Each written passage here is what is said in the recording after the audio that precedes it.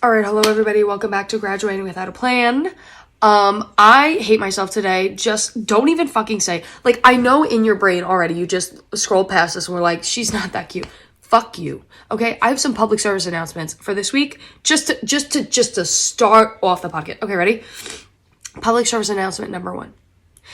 If you had anything to do with the New York City congestion tax, fuck you. If you are a producer on Squid Games and you're planning to spend another 2.5 years producing this next season, don't. If you were the bitch who tried to, what's the word? What's the fucking word? Cheat me out of money last week at my gig, I fucking hate you. And if your name is Zachary Gowan, we made out that one time in New York City, I don't know why you never called. Anyway, I have the flu, guys. It's been a horrible fucking week. Oh my gosh, no. So I was supposed to film this a couple of days ago. I told myself I was really going to stay on top of it. I was like, okay, Monday's posting day, right? It's not going to be Monday posting day. It's going to be whatever when I get around to it. Because I literally thought I was going to die this week. Because everybody I knew had the flu. And I don't care where you are in the country or even in the world right now. I think you are all everyone's going through the same thing. Because everyone I talked to was saying, oh my God, yeah, we're coming down. Yeah, so-and-so came down. I know, everybody has it, okay? A bunch of my friends had it. It was just a matter of time, right? And then my father, he works in a hospital, so it kind of like added up, but he got something, and apparently it was some type of stomach issue that was, again, going around, and it was so, guys, I almost can't even go, okay, I can't even go into detail because it was like actually really I love my father. Never in my life. He woke me up. I have never in my life heard such a guttural vomit. And I have been on the streets outside of the Brooklyn Mirage at 2 a.m., right? Yet I've never heard this type of guttural vomit. It wasn't just like, I felt so bad because I was laughing. It wasn't funny. I felt really bad. It was like it wasn't just a, it was like, it was like a, it was like a, it came from the bottom, and then the next day he said, he was like, it was coming from like deep in my stomach. It's like my stomach turned inside out. And I was like, yeah, it did sound like that. But this all started because we went out. Okay, he says he might have got it from the hospital. However, my sister's fiance had this first. We had gone, I had taken my dad to see PBR. If you don't know what PBR is, it is professional bull riding. I may be from New York, but I sure know how to be a little cowpoke bitch, right? So I took him to Madison Square Garden because they come around once a year to MSG.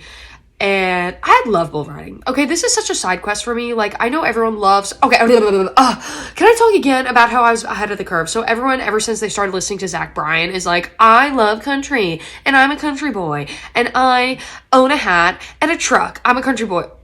Not to call out specific friends, but I'm kidding. But, no, seriously, like, everybody thinks they're so country now because they, listen to country music. I was on this wave in, like, 2009. Okay, like, I had gone out to Wyoming with my family. I came back and I was like, hey, this is the start of a really unique hyperfixation of mine. And, whatever. I've been watching bull riding for years. I love it. It's a crazy sport, in every way imaginable. Oh God, I could get into it, but I won't. I actually won't get into it, but the point is I took my dad to see it, and my sister's fiance came, and he's a German guy. He's literally from Germany, so he's like, I don't even really,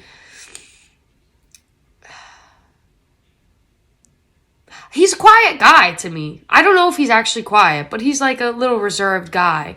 So it was funny because we're in the car after we had dinner, everything at this place. Oh my God, we had dinner at a Korean place. I'll get into that later, but yeah, he was just chilling the whole night, and then all of a sudden he's in the back of the car, and he doesn't say anything to us, and all of a sudden my sister's like, hey, Peter's gonna throw up. And we were like, wait, Peter, what, Peter? And he's like, yeah, I'm feeling a little off or whatever. We were like, okay. We let him out of the car, immediately vomits all over the streets of New York City. So we were like, okay, we're going to get something. Pretty sure that's what my father had. I am so sorry if you're wearing headphones.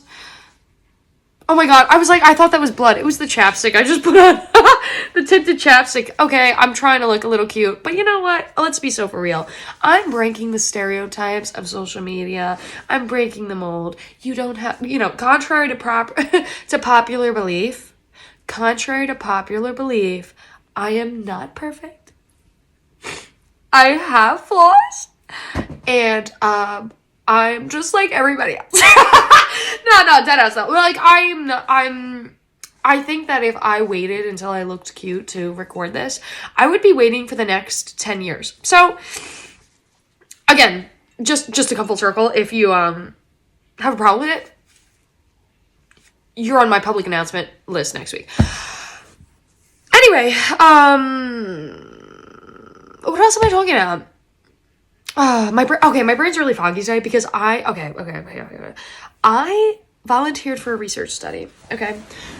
If I don't know if I mentioned this last time. I don't even know what I talked about last time. Like, I put that podcast out and was just like, blah, blah, blah, I hope it's good. So I have severe unyielding OCD. Did we talk about this? I don't know. Maybe we talked about the pans. Like, I have an autoimmune problem, or I did when I was younger, which resulted in some residual symptoms, including a severe OCD. And when I say OCD, let's not get it fucking mistaken. Let's not think that I'm like checking locks, right? Let's take this opportunity to get into the nitty-gritty of what OCD is. So, and let's be transparent about it, because at the end of the day, I'm not embarrassed, because there's no reason to be embarrassed about it. And, yeah, that's it. So I've spent a lot of my life being embarrassed and ashamed. I'm over it. I'm 25 years old. Okay. Last week I was having an existential crisis. This year I'm feeling empowered. I mean, this week I'm feeling empowered. So, okay, where does my OCD even go? So I think for me, after a lot of interpersonal work, that's not the fucking right term. A lot of personal work and a lot of therapy, I have kind of realized that a lot of my OCD surrounds the fear of not being able to take things back, and also the fear of having a panic attack. So for me, that had resulted literally in agoraphobia for several years. Again, let's get into this. If you don't know what an agoraphobia is, it's not, oh, I'm afraid to leave my house, or I'm afraid of wide spaces. Like, that can be, I guess, for some people. For me, it did not manifest like that, and because I didn't actually know what agoraphobia was, I regret not knowing what it was, because I struggled with it for many years and never knew that I even had it. And even to this day, when I say, like, I have OCD, I don't actually say that out loud often, because I don't even, like, it doesn't register in my head that I actually have a problem half the fucking time. So, agoraphobia for me was, it manifests in ways of being like, I don't like traveling long distances. I don't like traveling with people except my quote comfort person, which is usually my mom or my dad. And I like being in situations where I can get out. So things like planes, right? I have trouble flying. And it's not because I'm afraid the plane's going to go down. I trust the pilot. I'm not claustrophobic. But I'm afraid that once I get in the plane, like, I cannot get off that plane. Same with, for a while, I wasn't comfortable driving in cars with people that I didn't know, because I felt like once I was in the car, they may not be willing to stop the car if I needed them to stop, or, and so then that goes to greater dimensions of being like, okay, I'm in a restaurant, I can't leave until I pay the bill. So if I'm sitting in a restaurant, a sit-down dinner, I can't just immediately leave and get up and leave without paying. So I have to wait for the waitress, and who knows how long that will take. And so I used to go down this whole list of things that I would just feel like I couldn't get out of. I couldn't get out of the situation. Or when I'm traveling, when I'm far away if I'm 3,000 miles away from my house, I can't be home right away. I can't just leave. I'm here. So that was kind of like the core thoughts. And then like OCD wise, it, you know, obviously they all kind of went together, but a big thing for that was I couldn't take things back. So example, there was a time in my life I didn't like throwing out garbage. And I wasn't a hoarder by any means, but it would be like the thought of, once I throw this tissue out, it's gone forever. I'm never getting it back. It's going to the landfill. I'm never seeing it again. Which sounds crazy, but that's how I felt. I was afraid of the time changing, like the days changing, because once the day changes, it can never go back. I was afraid, let's be really out there, because I'm not embarrassed anymore.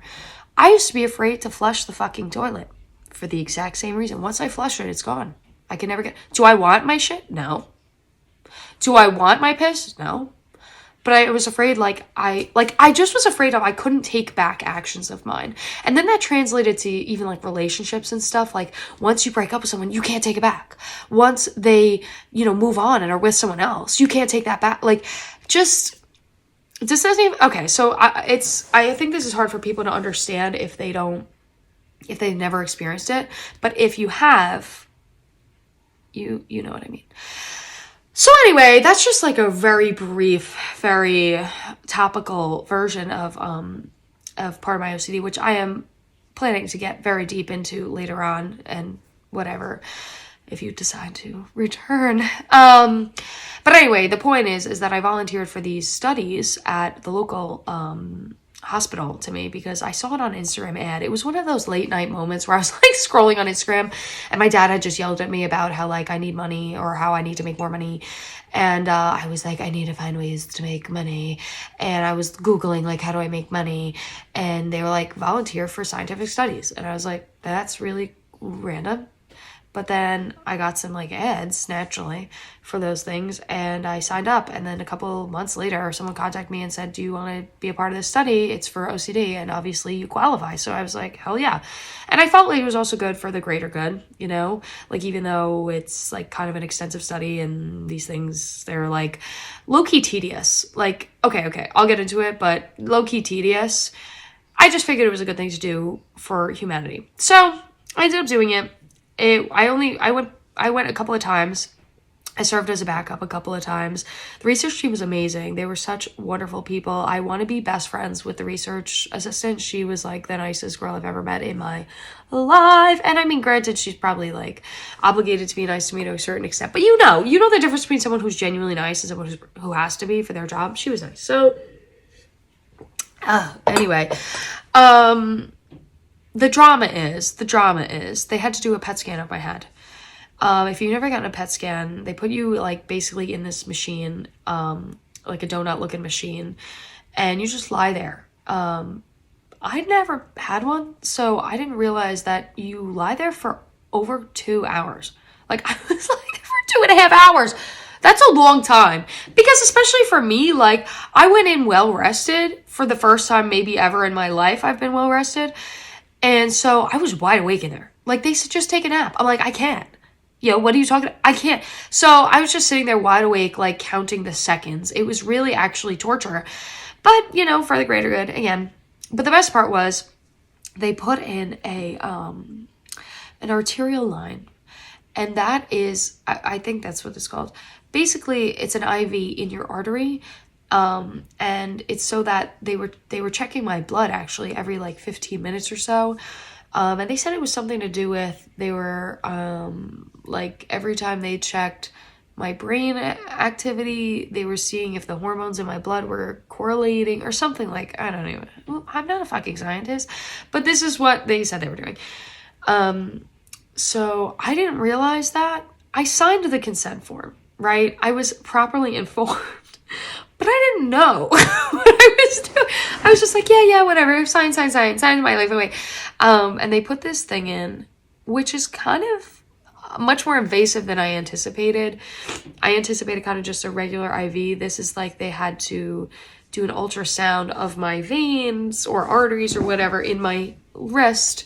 And they put in like a catheter. Like it wasn't just like a neat whatever. It was frightening. So they asked me before the study even started, do I have a problem with needles? I said no. I've gotten like plasmapheresis before.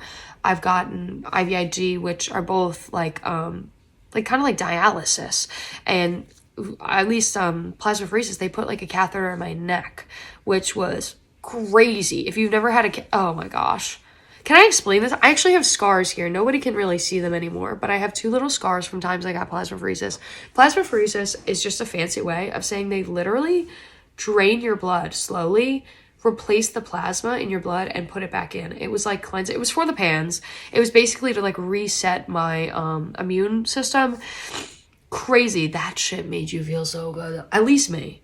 Like I had gotten like infusions of like Rituxan and stuff, which it's just a really strong, I think I don't quote me on this, but I think it's in the same family of like a chemo medicine, in the sense of like, again, it like kind of like shuts down your immune system, restarts, it like kills everything, and then your immune system kind of comes back up. That I felt horrible after. Like I just felt shock. I didn't feel, I don't know. It just takes you out, you know? Plasmapheresis though, you feel like cleansed.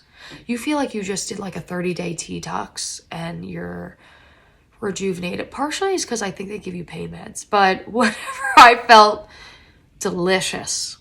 Delicious after that. I think about getting it done often, but like I'm just like, can I do that again? Can I get plasma for? I feel bad. I feel like I'm talking about stuff people don't even really know what I'm talking about. So whatever. The point is with the study, the long-winded ending. I'm like out of my brain right now because I'm like sick and confused, but whatever. It's also almost 12 o'clock at night, but I'm still hype. This is my energy level at 12. Imagine it was at 2 o'clock in the afternoon. So I got this, you know, having no expectations to have a problem with needles. I was fine. They take the line out. We're chit-chatting with the wonderful research assistants and researchers and whatnot. I am like, hey, I'm going to throw up. And they're like, hey, what? I passed out. I hit the deck. And, you know, it's like when you throw up, you apologize. Like when you were little, you used to be like, I'm so sorry, Mom, I didn't mean to throw up. I was apologizing. And yeah, so that would whatever. Does anyone care? That was my day. My day was that I passed out at a research lab, and it was embarrassing. And I told the girl, like, call me back, like, if you have anything else I qualify for. She was like, okay. She was like the sweet, you know. She probably was like, actually, you're never coming back, right? Meanwhile, I got a call just after that from another researcher, and asked me if I would like to do another study, but this one is not like invasive, it's not in person. They're just asking like a survey, but it's long. I think it's like 3 hours, but he sounded like a really sweet Asian guy.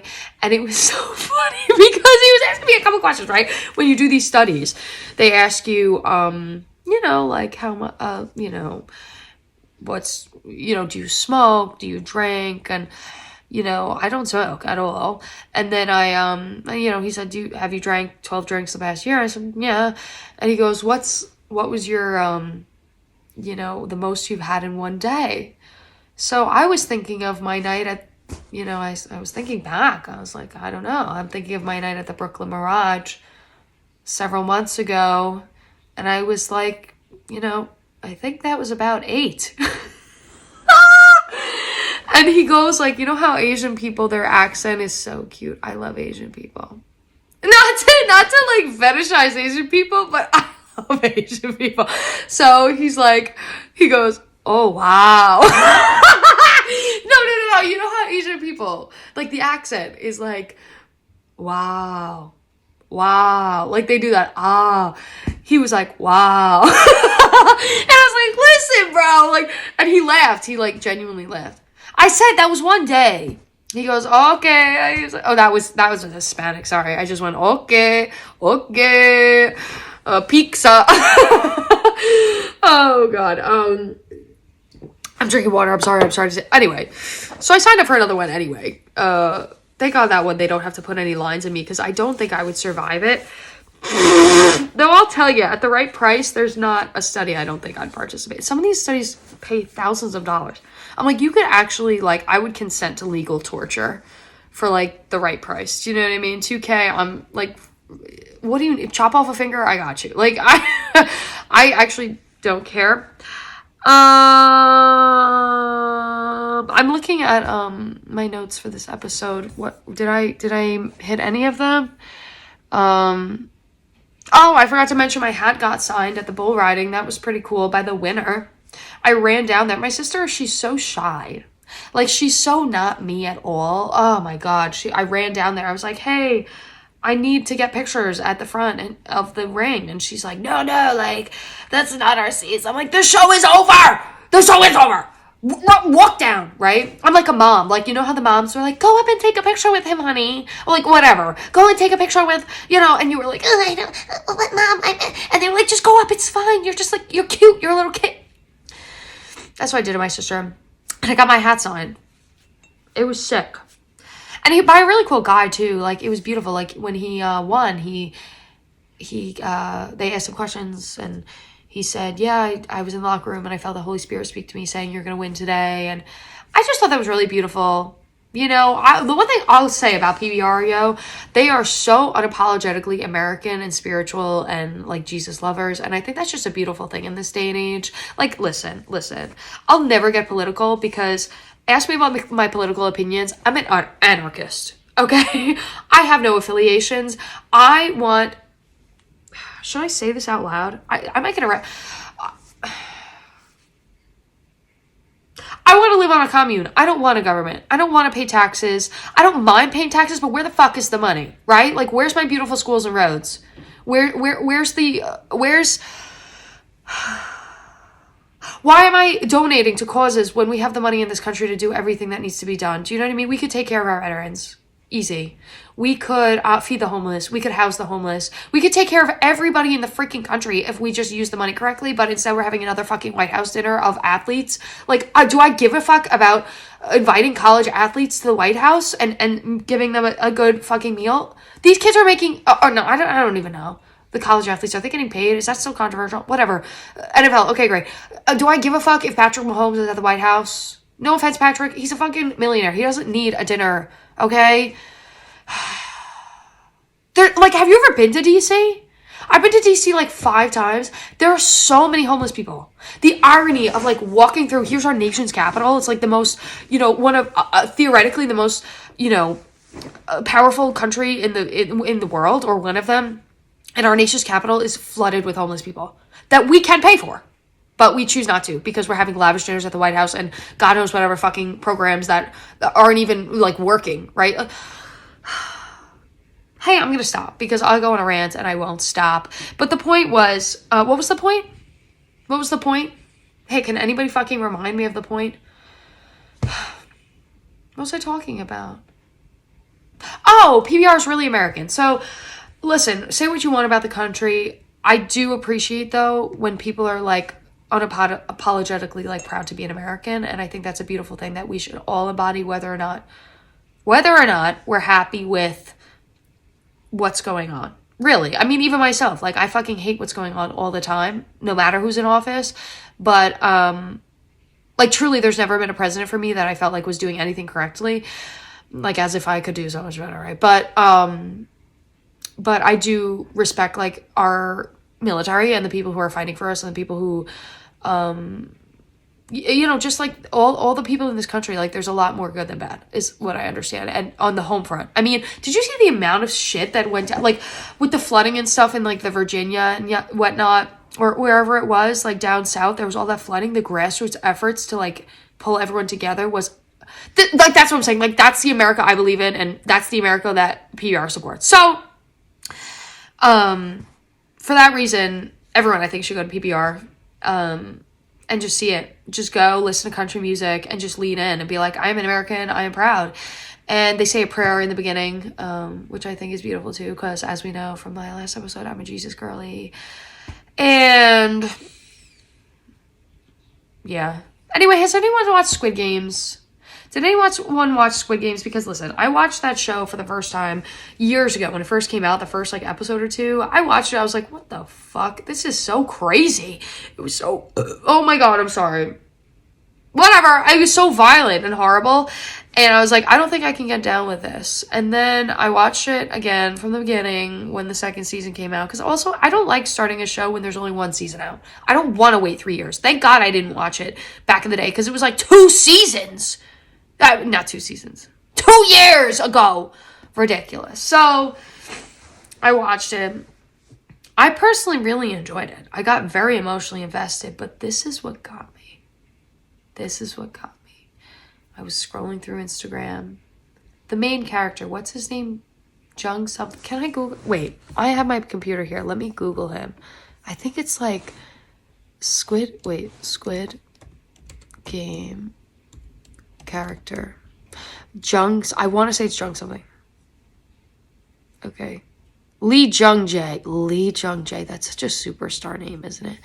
So Lee Jung-jae is the main character of this show. If you haven't seen it already, I won't give anything away because it really doesn't matter. We're not even talking about the show. We're talking about the characters. Lee Jung-jae apparently is like the Brad Pitt of Korea. I didn't know that because I'm not Korean. However, all the stuff had started coming up on my For You page about Lee Jung-jae young. Like when he was younger. And when I tell you, I was speechless, bro. Like, so naturally started hyperfixation because, oh my God, right? He is my type. And, okay, my type is, I'm not saying my type is like, again, not fetishizing Asian people. My type is not Asians. However, my type is cheekbones. My type is nice teeth. Okay, can I actually talk about my type? Because if you ever looked at my dating portfolio, it is extremely eclectic. None of them look like the other. Nobody adds up. Like, I mean, every single race you can imagine, every type of look you can imagine, every type of aesthetic you can imagine. So I don't know how that happened. But what I noticed everyone had in common was that they had a very unique look. One, like, I don't like that normal looking face that like I want that if I see you in a crowd, I could pick you out right away. If I met you once, I could pick you out right away. You have a very specific look to you. You're not vanilla looking, you know? And two, that they had really nice smiles. And that doesn't necessarily mean like straight teeth. It usually meant big teeth or just a dazzling smile. I noticed everyone had in their own special way. So with that being said, Lee Jung-jae, you know, he just did something really different. And then so naturally I looked up the rest of the cast, which, hold on, wait, I'll open that back up because I can't remember anyone's name. I'm sorry, like, not to be like, again, last time I talked about how I knew nothing about Black culture, talk about not knowing about culture, you forget that like Korea is a completely different place. They have like the way they bow at each other, like that's cute as fuck, but I didn't know they did that, you know, because I started watching the K-dramas and shit, because that shit's just cute too. Wait, what's that guy's name?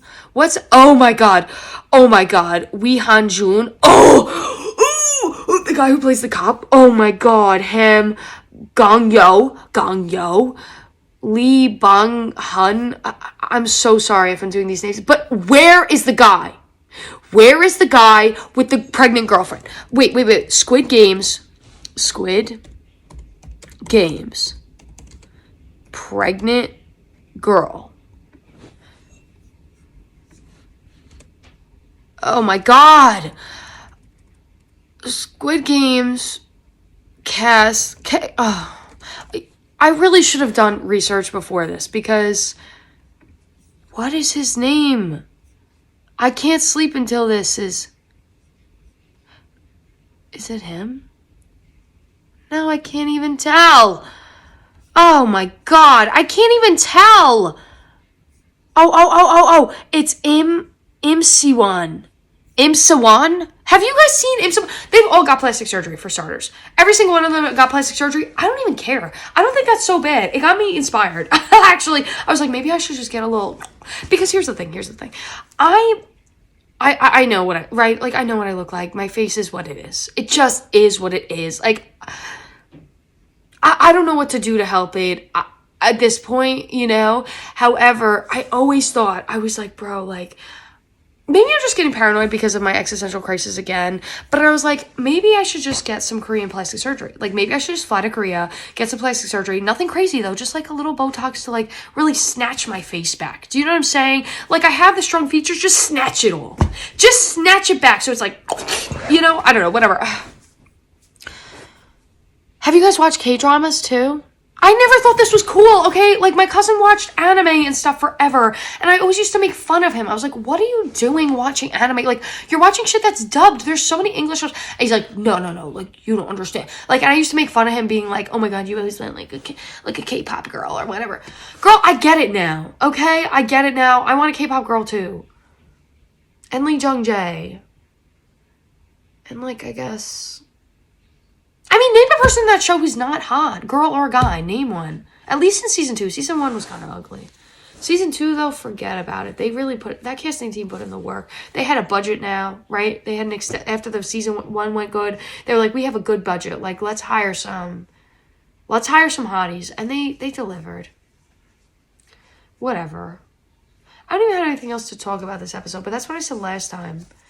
Should I continue? Beep. So I ended up pausing the episode and never resuming. I filmed this like a week ago when I'm saying this now. But okay, so that's the end of the episode. I'll see y'all next time. Bye.